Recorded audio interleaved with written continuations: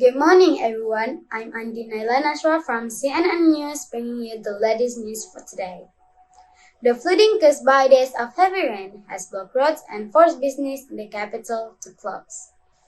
Areas including the central business district were inundated, and traffic was gridlocked as residents struggled to move around the city. Some 20,000 people have abandoned their homes, as officials warn the rain could worsen in the next few days. The governor of Jakarta has declared a state of emergency. He also said he was committed to making a breakthrough in effort to tackle the flooding. Social media pictures show people wading through almost neck-high water in some part of the city, while in others, the waters were up to 2 meters deep. Jakarta resident Bambang urged the government to do more to stop the floods in future. The dams are no longer sufficient to hold the water, he said.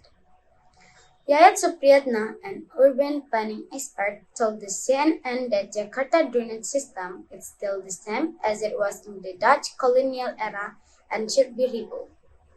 The floods are caused by the failure to manage and sustain the river as water reservoirs.